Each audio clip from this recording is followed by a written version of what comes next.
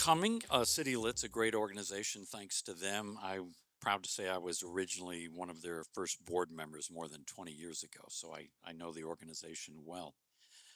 It was great to see on a show of hands earlier, and I'm not sure about the two of you who came in late, that most of you seem to be working on something. And that's great to hear, and I hope I can help you out with some advice here today.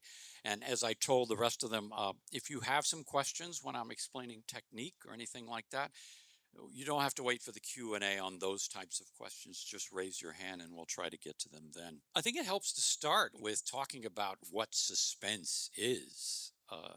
Yes, it can be a life or death situation. Yes, it can be something that scares the wits out of you.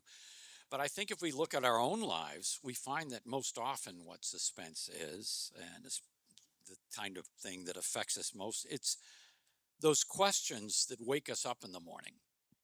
Um, you know, a relationship I'm in, is it going to last or is it in trouble? Will my daughter get into the college she just applied to and desperately wants to go to? That's suspenseful, and it's very personal, which is often the most deeply affecting type of suspense. What just happened to my 401k, and will it ever recover? Will we ever move beyond insanity? Will the Orioles ever get a frontline starter? These are suspenseful things because they're the most meaningful to us. You don't have to have your life threatened to feel suspense. And then how do we apply this to books? Well, it's those same questions, but it's with our characters.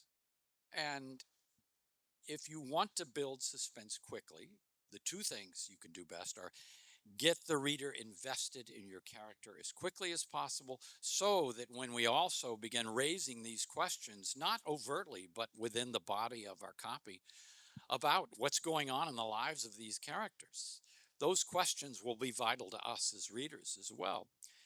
And I think it's important more than ever to do that quickly, because it's not just that readers have shorter attention spans than ever, although that certainly seems to be the case, but also acquisition editors, agents. They get all of these manuscripts, and if you don't capture them in those first, sometimes 2 or 3 pages, they're going to put it down, even though your next 298 pages might be the best thing they've ever seen. They just won't know it. So we're going to talk about ways and techniques that you can do that in a hurry, and I hope it's going to be helpful to you.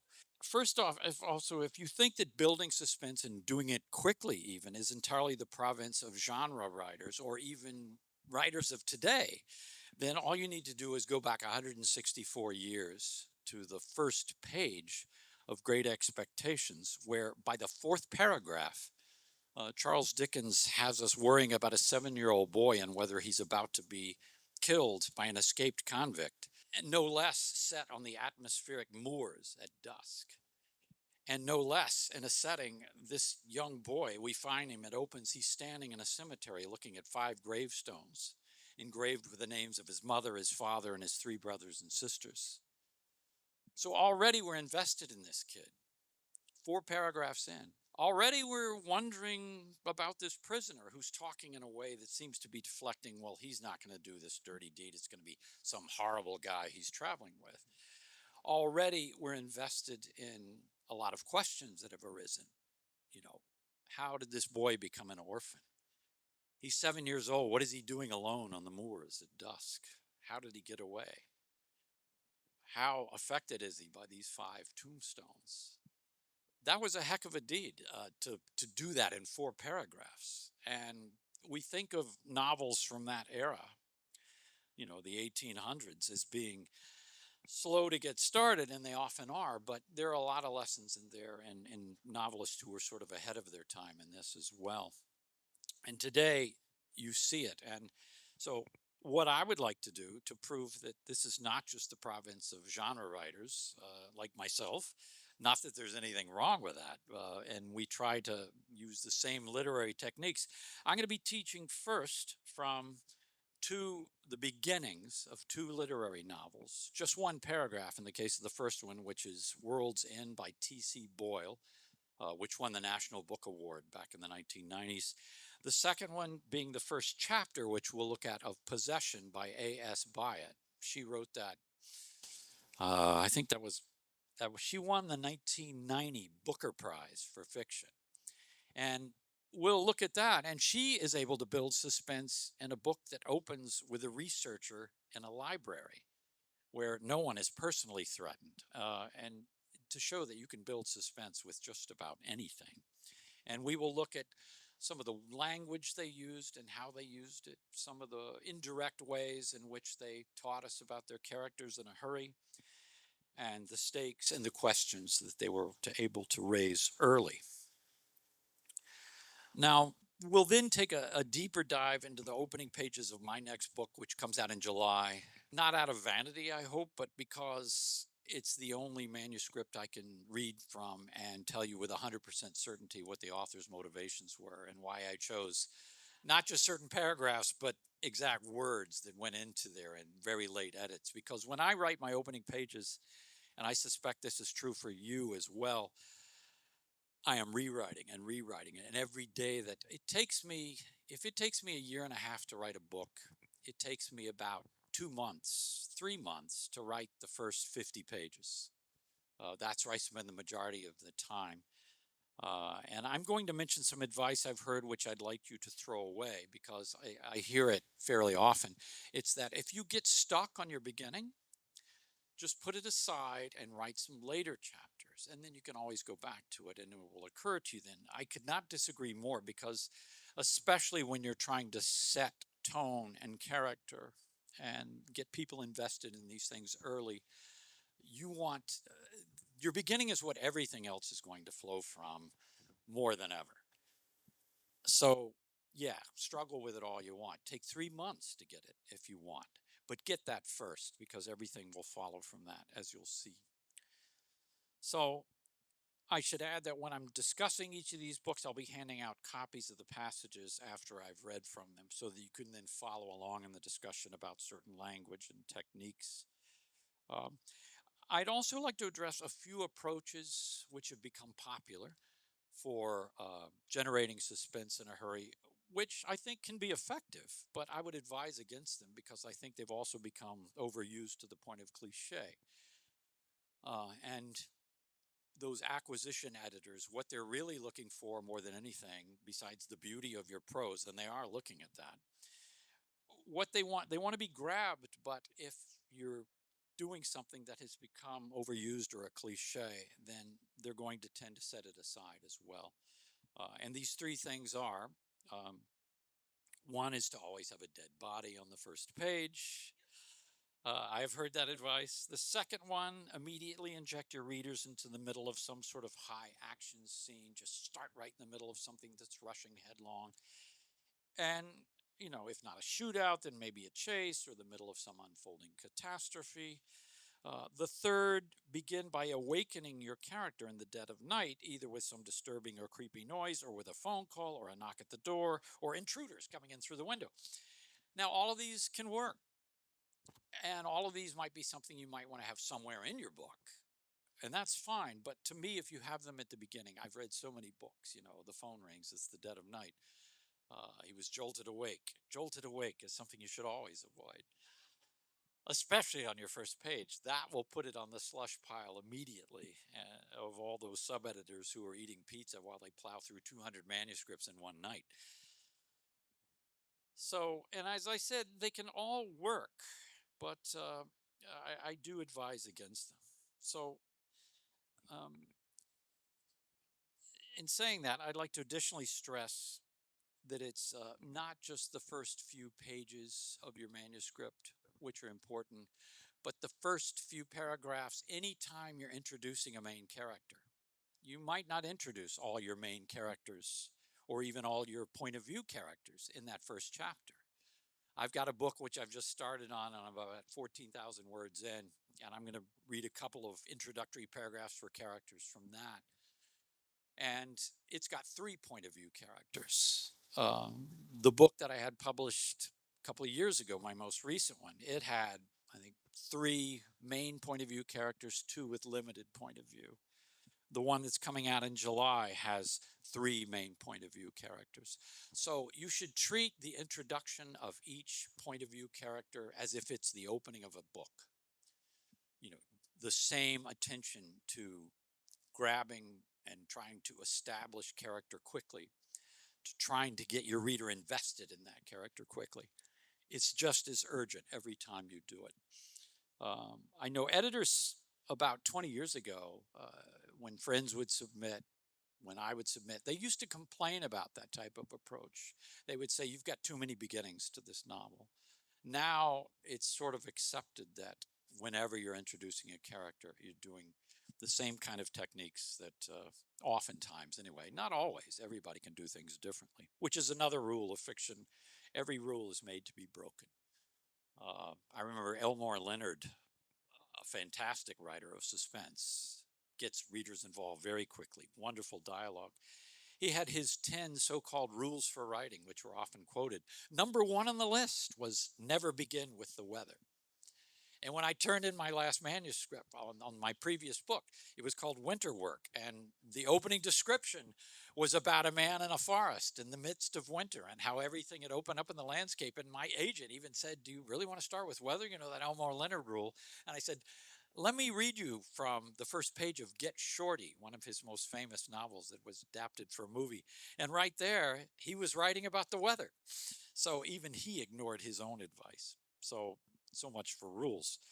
So how do you quickly build suspense then? Well, to me, it is that quick investment in character, and by quickly raising questions.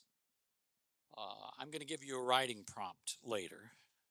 In fact, I'll give it to you now, which is something I hope you'll do when you get home.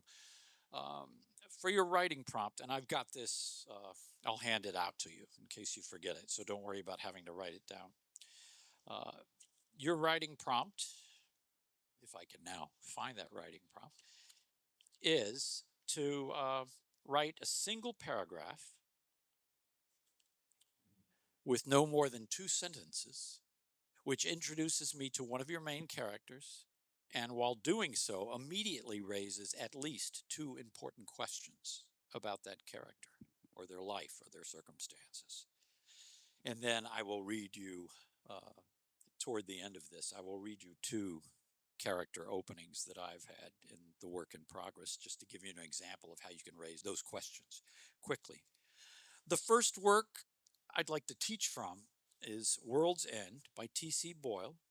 I'm going to read you his first paragraph, and then I'm going to hand it out, and then we're going to talk about that first paragraph. On the day he lost his right foot, Walter Van Brunt had been haunted, however haphazardly, by ghosts of the past. It began in the morning when he woke to the smell of potato pancakes, a smell that reminded him of his mother, dead of sorrow after the Peterskill riots of 1949. And it carried through the miserable lunch break he divided between nostalgic recollections of his paternal grandmother and a liverwurst sandwich that tasted of dead flesh and chemicals. Over the wine of the lathe that afternoon, he was surprised by a waking dream of his grandfather, a morose, big-bellied man so covered with hair he could have been an ogre out of a children's tale. And then, just before 5, he had a vague, rippling vision of a leering Dutchman in sugarloaf hat and pantaloons. All right, I'm going to hand this out. We're going to talk about that first paragraph, and he has got a lot going on there. So as I said, there was a lot going on here about this character, Walter Van Brunt. And if you read just a little bit further, you'll see the first ghost, the ghost of the pancakes, was conjured by the deft culinary hand of Lola Solovey, his adoptive mother. So in 1 paragraph plus 1 sentence, we've established that Walter seems to be living with his mom, even though he's employed at a pretty miserable job. And we look at his language on this page in the first 2 paragraphs, and we see that there's a lot of misery here. The main thing we see, the biggest question is, how is Walter going to lose his right foot? You know, that leaps out at you in the first phrase. So already you're kind of on edge for this guy. You then see he's been haunted. You see that he has a miserable lunch break in which his sandwich tasted of dead flesh and chemicals. You see that the lathe in some sort of machine shop, we're guessing, where he works, and that makes us wonder about that foot, it doesn't just grind on or make noise, it whines. You see that his grandfather was morose. He was an ogre. This Dutchman who appears to him was not just standing there, smiling, he was leering. You see that the ghost of the pancakes in the second paragraph was conjured. And you see later in that paragraph where he is thinking of his mother because she made potato pancakes, that her eyes were like souls made flesh, which is nice. But then flesh takes you right back to that dead flesh and chemicals. It echoes that image. So it's sweet, but it's also a little bit creepy. You see that just in the next line that the potato pancakes were light, toothsome, but they weren't covered in sour cream. They were drowned in sour cream and homemade applesauce. You see that he has been summoned to his hellish job at De Peyster Manufacturing, and he is caught up in the scent of ethereal pancakes, which takes us again to his mother and heaven and the departed. I mean, he has done so much here. And we look at the questions, how will Walter lose his foot? Why did his mother die of sorrow after the Peterskill riots? There's a hint in that second paragraph where he says that she succumbed to the forces of bigotry and misguided patriotism. But we don't even know what the Peterskill riots of 1949 were yet. But we're figuring it's pretty momentous and that a lot went on. And history is hovering over all of this. The ghost going back all the way to a leering Dutchman in a sugarloaf hat. The mention of the riots in 1949, and this is a novel written in the late 80s, early 90s, so that's going back about 30 some odd years. And just ghost and ghost and ghost. So this is a haunted young man to whom something terrible is about to happen. We're invested in him, even though he might be a bit of a sad sack and living at home. We're wondering what is going to precede this horrible event. And we're wondering how it's going to affect him, how he's going to emerge from that. A pretty solid job here of creating some suspense about Walter and about what's going to become of him in the course of this day, which is already shaping up to be pretty momentous. So Boyle is an interesting writer because he's very exuberant with language. He sometimes likes big words like micturate instead of saying peeing. He will have someone micturate against a tree. So he has fun with language, and he's very much a literary writer, but he's also a popular author. And he realizes it's quite okay to establish suspense and to try to grab you right away. So that's one nice example of it. For the second one, I'm going to read about 4 pages out of this first chapter, which is 8 pages. I'll do a little skipping around. And listen closely because this is A.S. by its possession. And as I said, it begins in the calmest and most sedate setting in the world. It's a research library in London, and it's hushed, and people keep their voices down. And the librarians, as you will hear, when they move around, they tiptoe. What could possibly be suspenseful about that? The book was thick and black and covered with dust. Its boards were bowed and creaking. It had been maltreated in its own time. Its spine was missing, or rather protruded from amongst the leaves like a bulky marker. It was bandaged about and about with dirty white tape tied in a neat bow. The librarian handed it to Roland Mitchell, who was sitting waiting for it in the reading room of the London Library. It had been exhumed from locked safe number 5, where it usually stood between Pranks of Priapus and The Grecian Way of Love.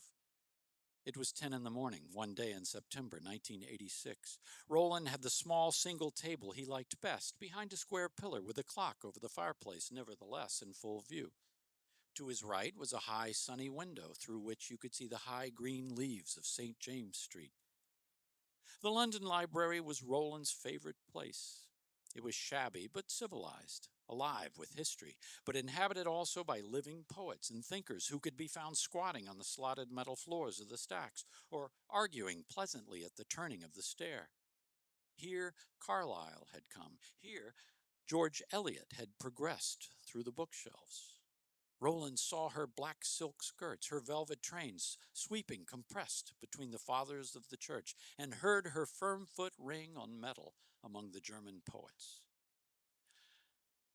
Byatt then tells us that the book Roland has just come to look at is a scholarly volume written by someone named Vico, but only because this book, his interest is because this book had once belonged to a Victorian poet, Randolph Henry Ashe, who is the object of Roland's research, and also because it is one of the few of Ashe's remaining books that has not yet been gobbled up by Roland's American rival, Mortimer Cropper, on behalf of a school known as Robert Dale Owen University in New Mexico, which kind of sounds like Oral Roberts University. But so we then pick up. It was immediate clear that the book had been undisturbed for a very long time, perhaps even since it had been laid to rest. The librarian fetched a checked duster and wiped away the dust. A black, thick, tenacious Victorian dust, a dust composed of smoke and fog particles accumulated before the Clean Air Act. Roland undid the bindings. The book sprang apart like a box, disgorging leaf after leaf of faded paper, blue, cream, gray, covered with rusty writing, the brown scratches of a steel nib. Roland recognized the handwriting with a shock of excitement. They appeared to be notes on Vico written on the backs of book bills and letters. The librarian observed that it didn't look as though they had been touched before. Roland asked if it was in order for him to study these jottings. He gave his credentials. He was part-time research assistant to Professor Blackadder, who had been editing Ashe's complete works since 1951. The librarian tiptoed away to telephone. Whilst he was gone, the dead leaves continued a kind of rustling and shifting, enlivened by their release. Ashe had put them there.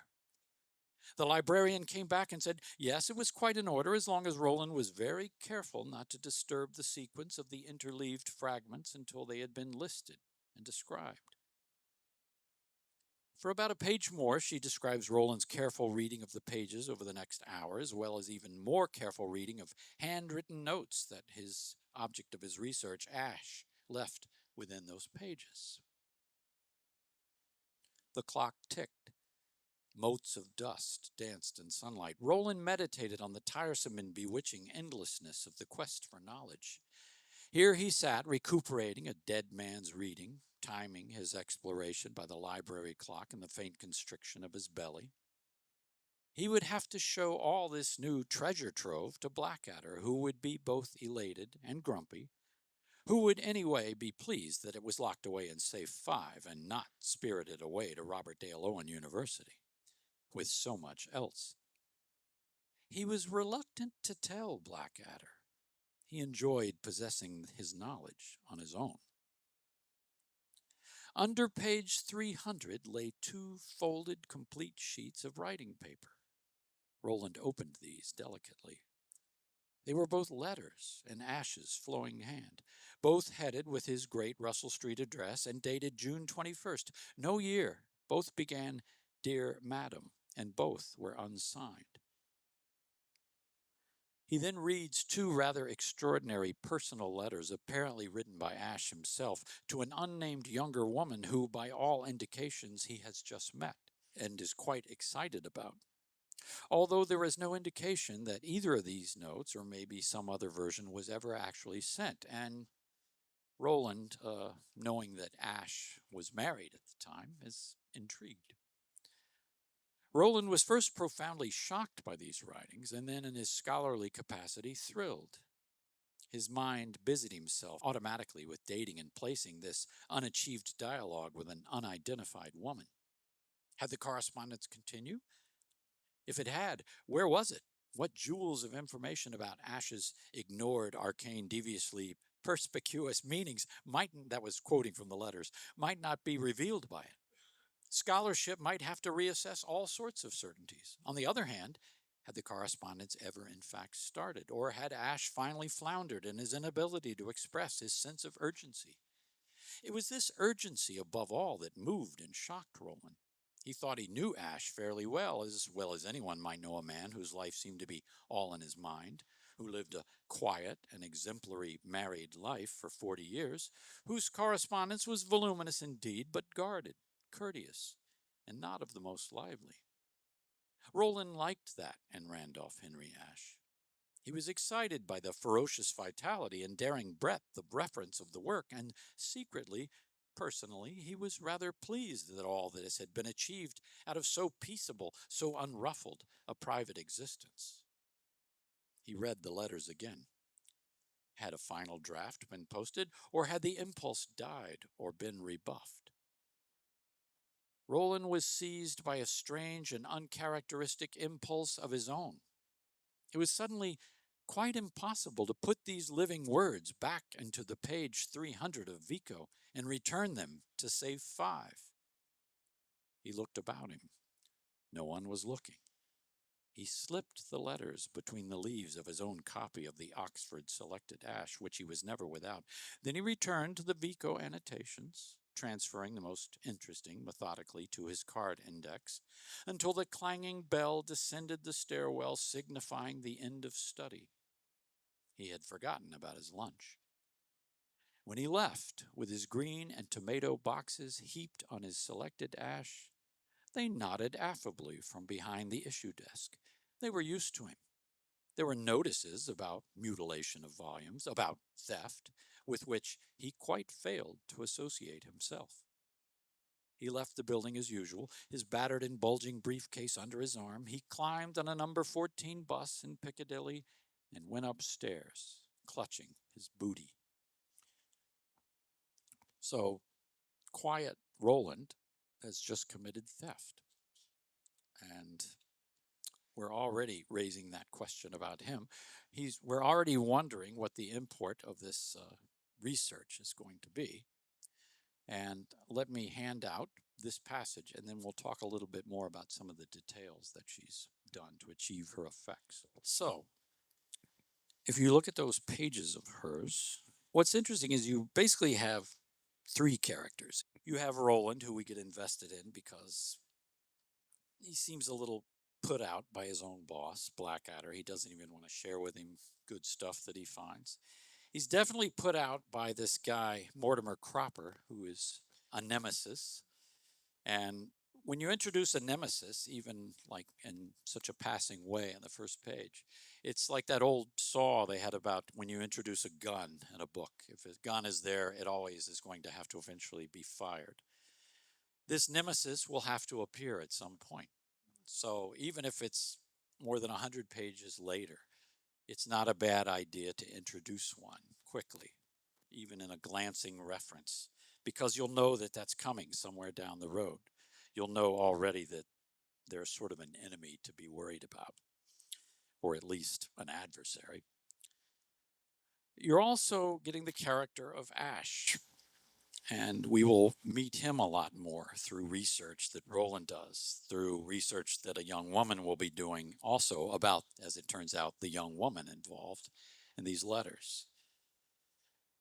You'll also, in fact, I should have said 4 characters, because the unnamed woman will also become a character. We're already wondering about her, who she was, and after you read that letter, as you read it in there, you can see that this fellow was quite excited about her. What caused that excitement? Who was this character? How will those lives intersect? And what will Roland find out about them? And what will that do to his life? He's a thief now. How will that affect him? Obviously, he's made a fairly big move and doesn't think much of it because he thinks, well, this is just too good for me to not keep for myself for the time being. So there's that question that she's raised. And then the other character is this book, which sort of represents the body of knowledge that is out there to be found. You know, look at her language about this book. On page 1, it was already kind of speaking in a way. It was creaking. It had been ill-treated in its own time. It's almost like she's talking about that orphan boy in Dickens. You know, something had been ill-treated in its own time. When we next see this book, it becomes an animate object. Roland undid the bindings. This is on page 5. The book sprang apart like a box, disgorging leaf after leaf of faded paper. When the librarian tiptoes away, it's still kind of alive there before him, even before he can even touch it. The dead leaves continued a kind of rustling and shifting, enlivened by their release. The release, like they've been in prison, like this knowledge is about to emerge with a life of its own.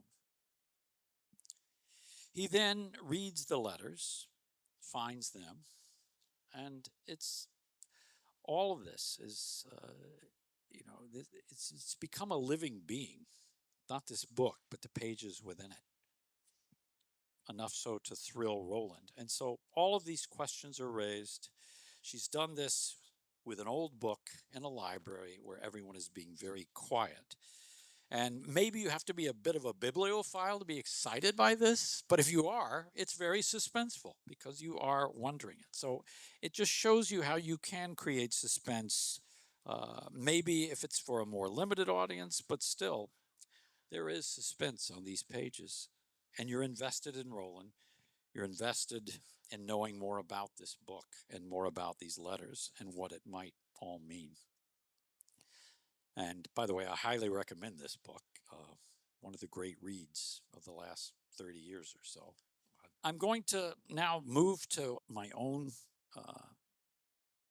manuscript here of the book that will be coming out in July. And we're going to look at I'll read to you from the opening, and then we're going to look at some of the word choices and character choices that I made in those first few pages. I'm going to stop it several times, and then after I've done a few paragraphs, I'll hand them out, and then we'll keep going through some of those, and we'll go from there. Her team had watched him for 3 days now, in the town, on the beaches, and in the breezy oceanfront bar and grill, where he now sat alone in a booth for 4, a nightly regular with his dirty martinis and the Philip Roth paperback he never opened.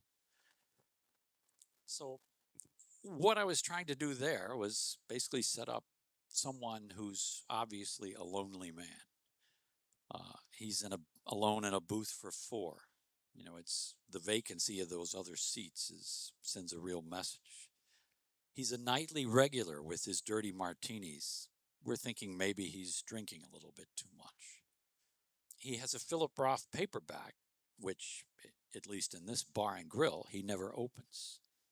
And they've been watching him for 3 days, so they have a pretty good idea about him and his habits. Already we've got, how did he happen to become so lonely? Why is he seemingly in some sort of tropical paradise, but he's drinking himself to sleep every night, we're thinking? And who is this woman who has a team that's watching him? And why is that happening? So we're already wondering about 2 characters here and how they might intersect, even though we suspect they have not met, nor would she want them to have met by this point. So I'll move on to the second paragraph. He kept to himself, an introvert who had been an extrovert, a nobody who'd been a somebody, hiding in plain sight on this tiny Caribbean island of Vieques, where visiting Americans liked to pretend they were abroad, even though it was U.S. soil. Yet, even in eclipse, he sat before a backdrop that might as well have been staged by his former handlers and publicist. Butterscotch sun melting into a darkening sea, palm trees in silhouette, perky waitress delivering his latest refill with a smile. The drink was his third, which told Lauren Witt that his reflexes were suitably impaired for what they had in mind. In addition, the usual evening crowd of drunks and ne'er-do-wells would soon begin to gather, a complication she'd rather avoid. So when Malone glanced in her direction from over by the entrance, Lauren nodded. It was time. Malone set out for the target. Their other colleague, Quint, who'd also been awaiting Lauren's cue, slid off a bar stool and dropped a few bills to cover his tab. The two men converged, pincers of a carefully planned offensive. The agency had offered Lauren up to 5 people for this part of the job, but she preferred simplicity, especially when dealing with a dolt. And that was her assessment of the target, even though he'd been educated at an Ivy and, until recently, had been considered one of the brighter lights of both Hollywood and Congress. She doubted he'd make a fuss. He wasn't the type, or not anymore. Her greater worry was more existential. Recruit a scoundrel to take down a scoundrel, and maybe you'll wind up as one yourself, stained indelibly. All right, now I'm going to hand this out, which will have excerpts that we're going to now talk about and look at some of the language choices and whatnot. As we look at this, as soon as we began posing those questions in the first paragraph, we start to get a few answers, sort of, in the second paragraph. He seems to be someone who was famous, which by the end of that first page we realize he was. But he's someone who is seeking refuge, someone who is hiding in plain sight, someone who has seemingly done something which made him want to go into hiding. We also wonder why these people are watching him. And we don't know that yet, except for that reference, the one question, recruit a scoundrel to take down a scoundrel, and maybe you'll wind up as one yourself, stained indelibly. That is a question that is going to drift and remain and is going to be an engine of the plot and is going, we hope, to pull the reader forward, because now we know he is being recruited. Now we know that this woman works for the agency, which generally means the CIA, but we don't know why they want to recruit him or why they would have been willing to track him down in this island hideaway on Vieques. So we've got those questions hanging, some of which will persist, some of which will be answered in the following pages. Now, let's look at the language here to try to tell you a little bit more about this character. We look now at the next paragraph, and we'll look at some of the language there. We see now that he had a handsome but haunted face, lively eyes framed by laugh lines that now seemed obsolete. So the laugh lines are obsolete, a further emphasis of his misery, of how quiet he has become. And then a little bit further down in that paragraph, his mouth.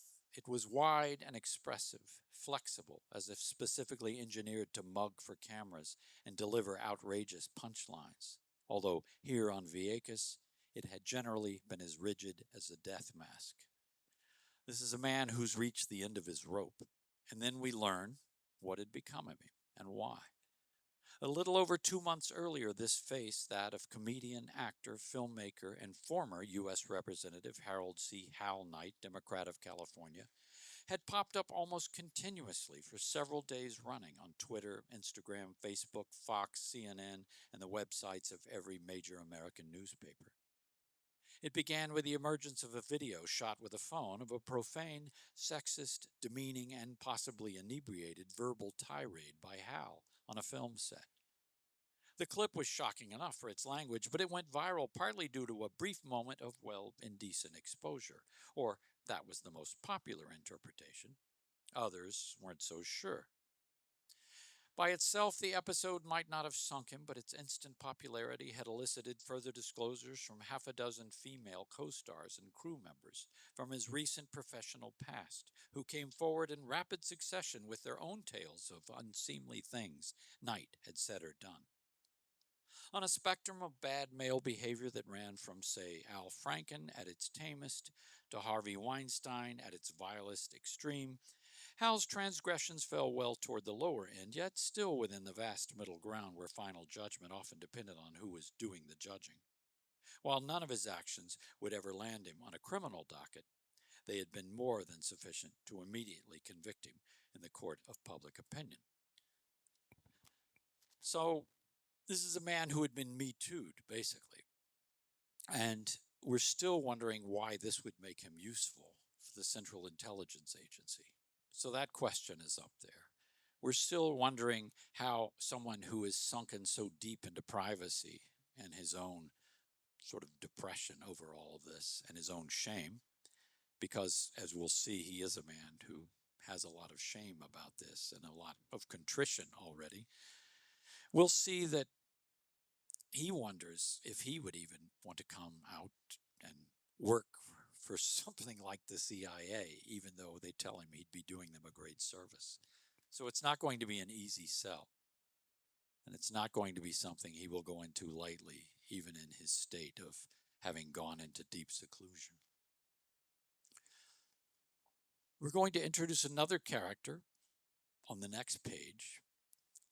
And does anyone have any questions about language choices with any of these works? I can certainly answer them better on mine, but have any questions occurred to you about how some of these other opening passages that we've looked at and how those are? Yes.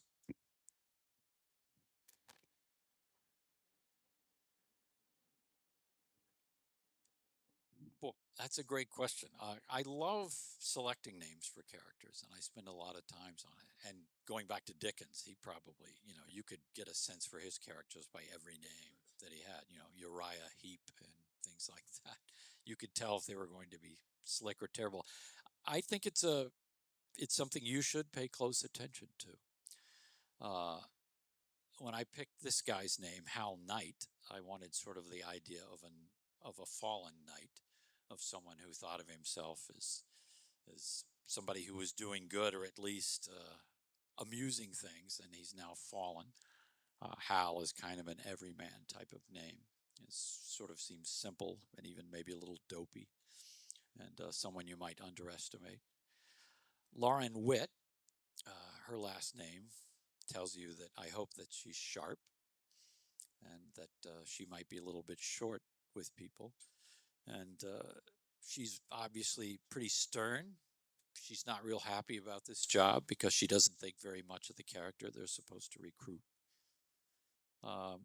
So, yeah, I think names are something important to pay attention to. If you can give a sense of character with the name, it's a good idea to do it. Yeah, good question. And then foreign names, I'm not quite sure if that's the same. My name of my next character I introduce is in a fictional country called Bolrovia, and his name is Pavel Lukov. Now, Lukov, I think in Polish or in Slavic names, has to do with wolves, although in Pavel's case, he's very much not a wolf. So it was a little bit of a counterintuitive selection for his name. So read you the character introduction for him, and we'll talk about some of the questions we've raised about Pavel. Pavel Lukov stood from his desk, cracked his knuckles, and stepped to the window of his fifth-floor office in the presidential palace. It was already mid-morning in the capital city of Blatsk, yet all he'd managed to accomplish was stare at a phone for nearly 2 hours, waiting in vain for it to ring. The phone was encrypted and had been delivered overnight by the Interior Ministry. It sat on his desk like a grenade with a pin removed. Pavel checked his watch and again calculated the time difference between here and the island of, what was it called? Vieques. Barely 4 a.m. there, the dead of night. But shouldn't he have heard something by now? Maybe the silence was a snub, Branko Saric's way of keeping him out of the loop yet again, while initiating some reckless action which, if it failed, Pavel would be blamed for. His two predecessors, both fired after only a few months on the job, had been no match for Saric, and Pavel wasn't at all certain that he was. One needed only to glance at the organizational chart of the presidential staff to see that his position as chief administrative aide was a natural choke point for blame, disinformation, and thankless drudgery. But if at age 28 he was now perched in the most precarious spot of his professional life, he was also by far the loftiest. And after barely more than a month on the job, He was still getting used to the heady feeling of being there at all. Pavel again glanced back toward the phone on his desk. Just beyond it was a framed photo of his wife, Jana, their 5-year-old son, Tomas, and infant daughter, Eva. Their pleasant smiles now seemed forced, as if they were holding their breath over how badly Dad might screw things up. He turned back toward the window and drummed his fingers on the sill. He needed a distraction to make time move faster, so he looked out at the view that so far had never failed to transport him. Stretching off to the right, just beyond the palace grounds, was a wide cobbled alley that angled away for 100 yards toward the city center. Its far end opened onto the main square like the eyepiece of a telescope. For Pavel, it was like gazing back through history, his country's and his own. So here is Pavel, a nervous young man, trying to hang on to his job, the best one he's ever had, but pretty uncertain. And as you'll notice, we've set up a nemesis for him as well. We've got Branko Saric, so we know we're going to hear more from him. We've set up his family through his photo on his desk. So rather than just giving us a quick bio, we did that through a photo and tried to make it a little more palatable. We've got them all wondering if Dad might screw up, because that's how Pavel sees the world, that he might screw up at any moment. We've seen that the questions here are for Pavel already. Will he screw it up? Will he keep his job? Will he be able to help provide for this family, even though his wife, as we'll find out, also works? Who is this interior ministry figure, Saric? And how bad might things get with him? How is this going to intersect with Hal? Because we've seen that Hal is on Vieques, and we've seen that Pavel is now waiting for word to come through from Vieques, even though it's only 4 a.m. there. And he's wondering what is about to unfold on Vieques. So we're wondering, well, wait a minute, I thought that the CIA was recruiting Vieques. Now you're telling me this country maybe is trying to make contact with him as well. It sounds like there could be a conflict already, without having to say there could be a conflict already. So if you can set up these conflicts and these questions without direct allusion to any of them, that's always a plus as well. You can kind of give interweaving from your different point of view characters, different views of the same situation. And you'll see from their views, even though they might not be aware of each other, that things are about to collide, that things are about to come to some sort of upheaval if they do collide. So you've set up possible conflicts, even though none of these people at the moment, either Lauren, nor Hal, nor Pavel, nor Branko Saric, are aware that these conflicts might now already exist or be imminent. If you can do those things indirectly, it's much more suspenseful, because you have seen all 3 points of view. They only know of their own. They aren't aware of these other people moving around and the territory that they're interested in. By limiting their point of view to what they know, you're getting the benefit of all 3, but you're seeing where their gaps of knowledge are and where they're going to come into collision. So that's another way you can build suspense, by using different points of view, each in their introductory pages. You're seeing that, things may be about to run off the rails, maybe for all of them, maybe just for one of them, maybe for 2 or 3 of them. So I'm going to read to you from a couple of paragraphs of the work I have in progress. These are 2 beginnings of 2 very early chapters, and I'm introducing you to 2 different characters. And I'm reading to you these because they could each work from this writing prompt that I've given you. A single paragraph with no more than 2 sentences, which introduces me to one of your main characters, and while doing so, immediately raises at least 2 important questions about these characters. Emil Ludwig, as he was now called, stood with a watering can in his bleak little patch of transplanted Germany, dousing wilted asters, stunted cornflowers, and a scuffed yellow carpet of sedum beneath the relentless Aegean sun. He had planted these flowers the previous spring, less out of homesickness than in hopes of rooting himself more firmly to this newer place, where he still needed to carry a phrase book to be understood. Well, what do we know about Emil already, and what are we wondering about him? Emil Ludwig, as he was now called, suggests he's under some sort of new identity. How did that happen, and why was it necessary? He stood with a watering can in his bleak little patch of transplanted Germany. He's beneath the relentless Aegean sun. So, seemingly, we were guessing he's in Greece, near the, perhaps on an island if the Aegean is nearby. Why did he have to move there? Especially when he seems to be a little homesick, even though it says less out of homesickness than in hopes of rooting himself more firmly to this newer place. What brought him here? And why, how long has he been here? It seems to be at least a year because he planted the flowers the previous spring.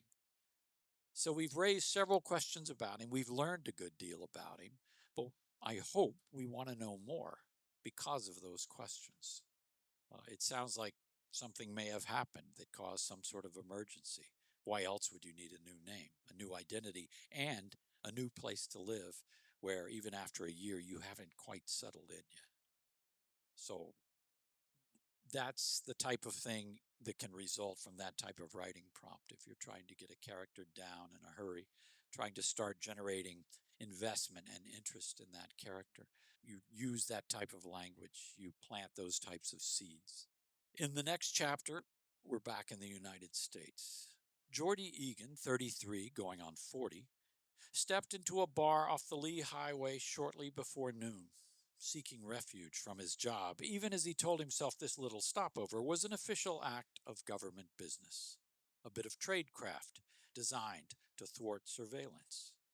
No one had been following his car when he turned into the parking lot, but hey, why not have a drink or two just to make sure the trail was cold before visiting the next client? So, Geordie, why is he 33 going on 40? Is it because he's become tired of life? Is it because he's mature or old beyond his years?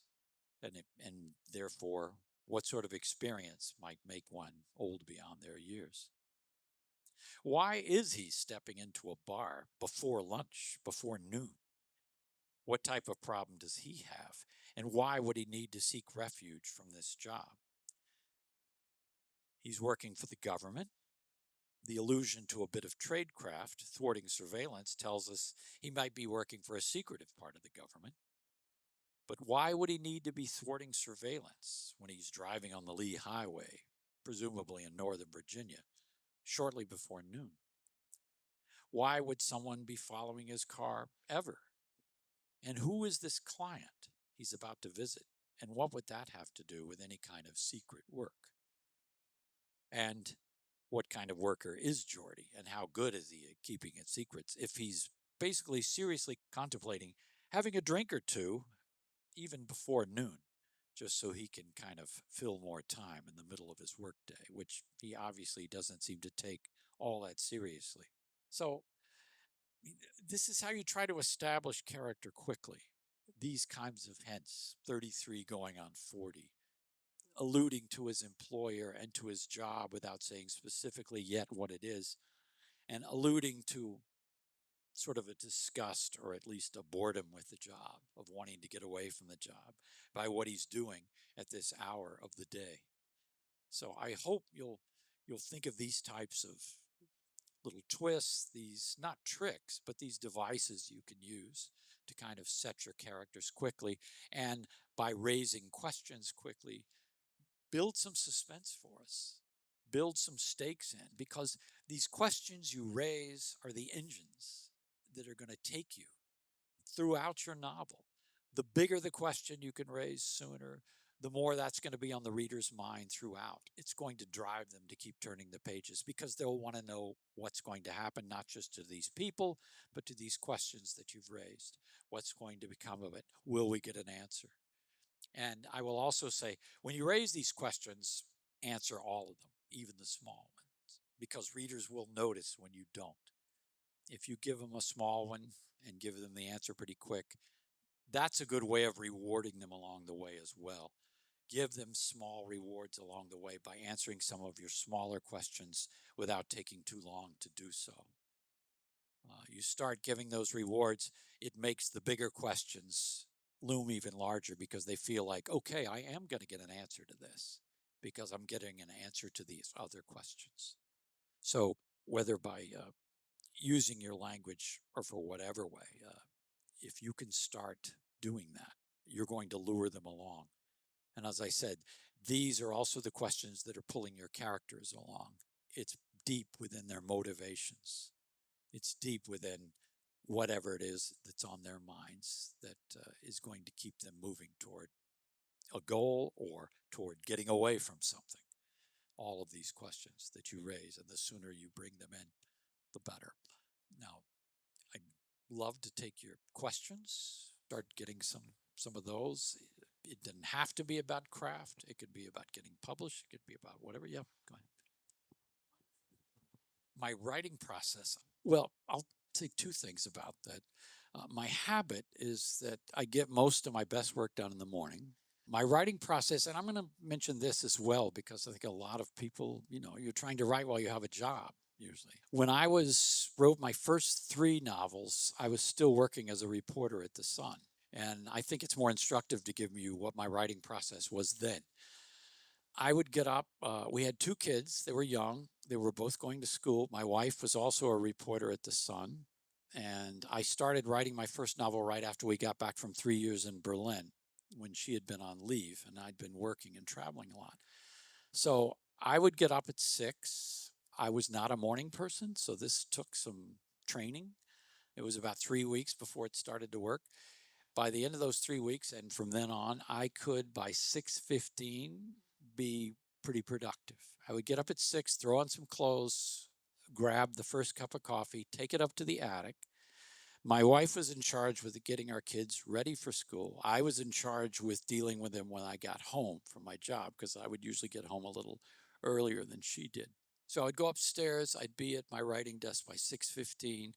And if you train yourself to do this, if you start doing it every day, you might have 2 bad months where it's very unproductive. By the end of those 2 months, you're going to awaken with ideas in your head. You're going to train yourself to get going at 6:15. You don't have to do 6:15. You can do when you get home from work. You can do after dinner when you're in the middle of the night. And so I would then write for about 2 hours, 2.5 hours. I had to be at my desk at 9 o'clock, so I would leave at about 8:45. So I would get at least 2.5 good hours in, and then I would just stop it, save it, and immediately jump in the car.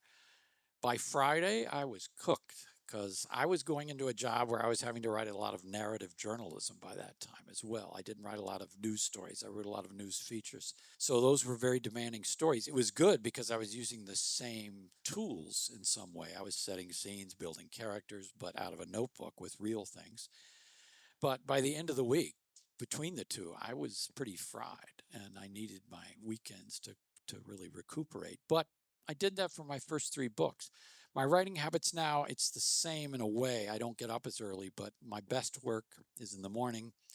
As I said, it takes me about 3 months to get that first 25 pages. The rest then begins to accelerate. The deeper I get into the book, the faster I move because I'm familiar with the material and I'm so familiar with the characters, especially in my last 3 books.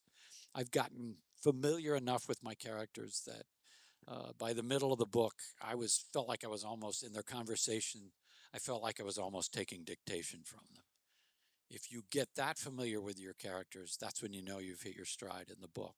You know what they're going to say. You know how, if something happens, how they're going to react to it without even having to think. It's almost like they're a part of you. And you start deep into a book. You'll take problems to bed with you without even knowing it. And you'll wake up and they're solved. The first thing you think of in the morning is not, say, something that keeps you in suspense. It's not, are the Orioles going to get a new frontline starter or what happened to my 401k? It's going to be, all right, now I know what Jordy is going to do next and whether he is going to have a second beer in that bar. you've already figured that out while you were sleeping. It's amazing the way your mind will work when you get deeply absorbed in a manuscript. It will work it over in the night. So, yeah. Another good question. She said, "Do I have an outline of where the book's going?" It's different with every book. I like to describe if your plot is the alphabet, and the beginning is A, and the last event in the book is Z. I sometimes will start a book with only 5 or 6 letters. I'll usually know what A is, and I'll always know what A is, and I'll usually know what Z is. I'll know where I want it to end, but not always. That hasn't always been true. But with some books, I have very few of the other letters. With some books, if I have a lot of those letters, I will do an outline, and I'll even do heavy outlining, and I'll start to sketch out some scenes. I might have a scene occur to me that's going to be in 2/3 of the way through the book, and all I've written up to then is the beginning and maybe the first 40 pages. I'll go ahead and write that scene because I know that's where it's headed at some point, and it's fresh in my mind, and you need to get it then or you'll lose it. So I will do outlining heavily on some books. On others, I won't. You should do it completely on what works best for you. Sometimes an outline can help you with problems before they arise, help solve them before they arise. Sometimes you don't need much of an outline, and it's more organic as you go. So, yeah. Yeah. I do in some of my books, I don't in others. And this one I did partly because I wanted to make clear it was 2023 and not now, because things have changed so differently. I wanted to set that time as being a year before an election year, for anybody who pays attention to those things. So sometimes I do, if it's a historic novel, which I've written a few, like set right before the Second World War, yes, you want to establish the time early. And with different, like if it's going to be one of those books that unfolds over a period of 4 days, which are crammed together and very tense, some people like to just put, instead of giving a year, they put like day one. And then when you get to day two, put day two. Whatever works best for your manuscript. Or, and yeah. How do you make the leap from writing the truth to writing your lies? It depends on the type of journalism you're doing. It's, well, I've heard journalism described, partly because it's done on the fly, as truth with a small t, and fiction as truth with a capital T. And what you'll find, what I found, even though I was doing a lot of narrative journalism, and that really helped because it was an easier move into fiction, what you'll find is you've got to get used to the idea, and you'd be surprised how hard it is to get used to the idea that you're in control of this world, that you don't have to get all your facts out of a notebook. And if you've got a character who's not working for you because they're the wrong age or because something about them just a little off, that's not set in stone. This isn't a real person. You're allowed to change it. You're allowed, this is your world.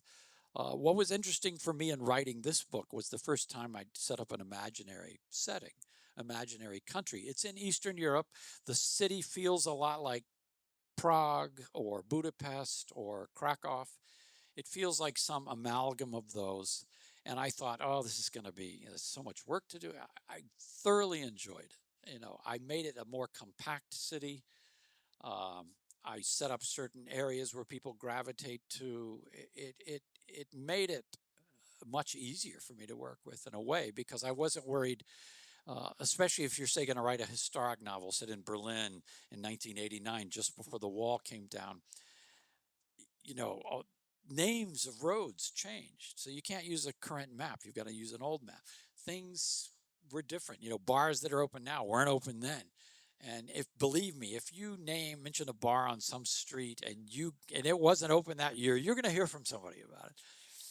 So at least there were no worries on that. And before I take another question, I meant to read another item simply because we had talked earlier about the cliche of the call in the dead of night. And I have a call in the dead of night, but not until chapter 4. And it's not so much in the dead of the night, but it's before the sun came up. And so seeing that, I kind of cringed, and it was necessary for the plot because when things were unfolding with these different forces coming to this island, but I wanted to kind of turn it around. I wanted to run it right against cliche. So instead, I'll just give you an idea of how sometimes you can take a cliche situation and write it differently and come at it maybe from the other side. And so this is how I began that chapter. It says, spies do not sleep like you and me. Even as they dream, their minds creep along deeper channels of awareness, probing the darker corners of their rooms, perhaps, or assessing noises from the corridor. If all is quiet, maybe they review the details of their latest cover identity once more for good measure. In this kind of existence, arising refreshed can feel like an operational failure, as if they'd squandered an opportunity to get ahead while the rest of the world slumbered. Lauren Witt had no such qualms when her phone awakened her an hour before sunrise, mostly because somehow she'd already sensed that events were moving beyond her control out there on the quiet streets of Esperanza. So you've got a phone call waking her up, but she already feels like she knows at some level this is about to happen anyway. So I kind of had some fun with that, of taking this trope of a jarring call, being jarred awake by the phone, and not having her really be jarred awake so much as thinking, all right, that figures. So anyway, other questions there? Yes.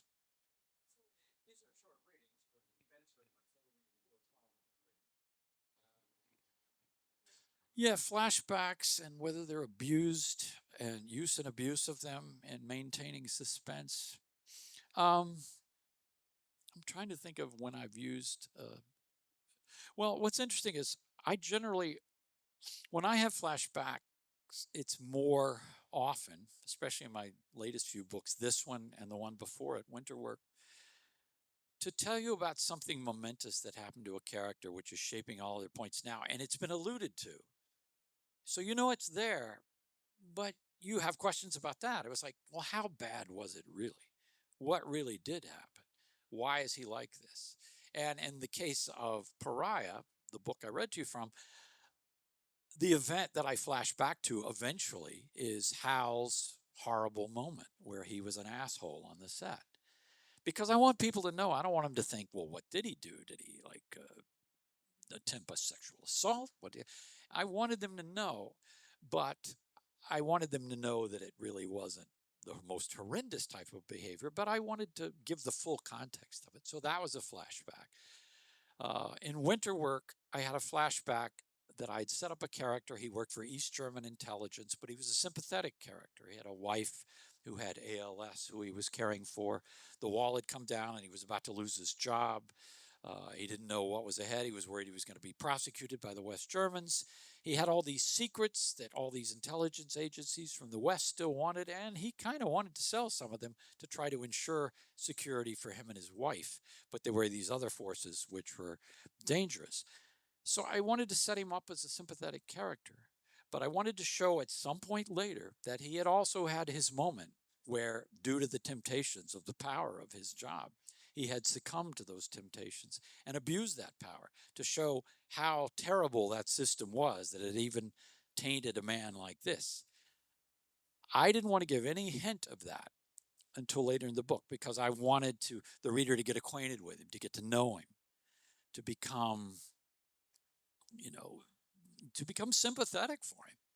And then to show you, yeah, he had his moment where he fell and he was shamed by it. And it affected him in other ways. And that's sort of why he was willing to betray the system later, because he had seen what it had done to himself. So I had to wait for the right moment. And that was one of those things where I didn't know. Even on an outline, I was like, at some point, I've got this. So as I was writing, all of a sudden it came like, oh, here's the point. He's hiding in this van, which evokes all these previous. He's got all this time to himself. This is when he's going to think about it again. And it's going to haunt him again. So I don't use flashbacks so much to raise suspense as I do to sort of further elucidate the characters, to give you something that you've been wondering about. Like, what did happen to this person to make them like this? What's this moment they keep alluding to or that we don't know about?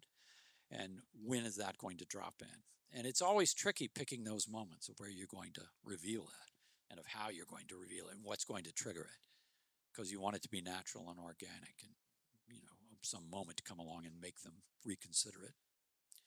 So yeah, yeah. So I can't really answer your question about the abuse of flashbacks for that, for suspense, because I don't do a whole lot of it. Somebody in the back, yes.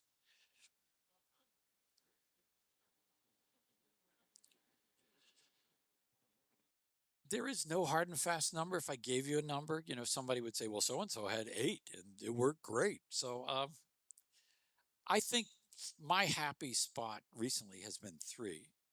And then when I say 3, I'll have maybe 2 others who I might have 1 chapter or just a chapter and a half where they will be allowed point of view just because it's something only they might know or you'll need it for that trick.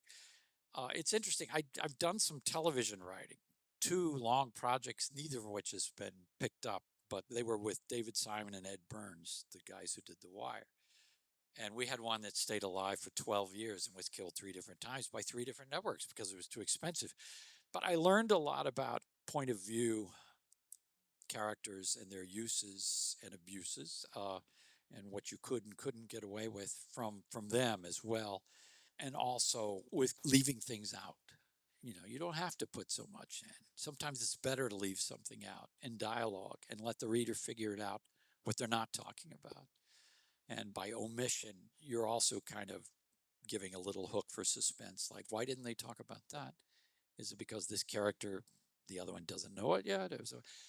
So it was an interesting look at point of view and at doing things in a hurry. Because if you think novels have to be terse, if you have a 4-page scene, double spaced, that's 4 minutes in a television. That's a long scene.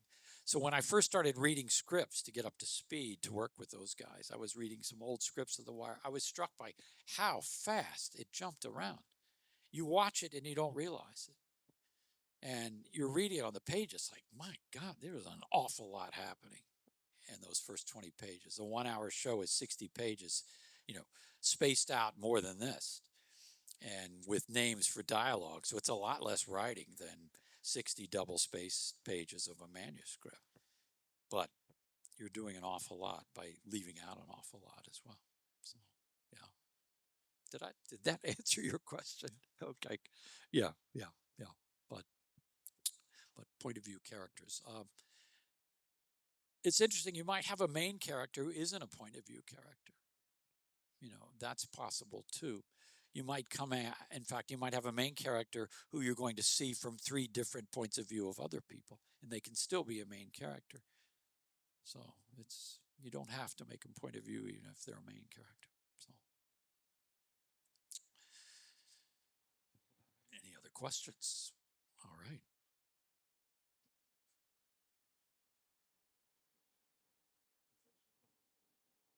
Well, I mean, eventually, like in this book, they eventually all come together in the same place. And I had fun with point of view. In my previous book, I had even more fun with point of view because I had this East German spy. I had an American spy who was supposed to work with him on something. They both had very different knowledge of what was going on. And when they would meet, because they were spies, they were trained to not talk about what they knew that the other person didn't know about, but they would pick up hints of what the other one knew. And so it was this interesting dynamic of what they would learn from each other, but not overtly, and then how they would use that information. And it's fun to play with point of view, as I said, especially when these characters start to meet each other, because one will always know something the other doesn't, but the other one might know something even more important that that person doesn't. So you can have a lot of fun with that. And that's where sometimes outlines help. You can write in your outline, it's more of a character arc outline and like what they know when they find it out, as opposed to what the other character knows about the same thing and when they find it out and how they find it out. They might find it from each other. They might find it from someone else and then feel betrayed by that character for not telling them. It's a lot of dynamics when you have multiple points of view, especially in their knowledge that they're sharing or not sharing. So, yeah. Thank all of you. Great questions. Appreciate it.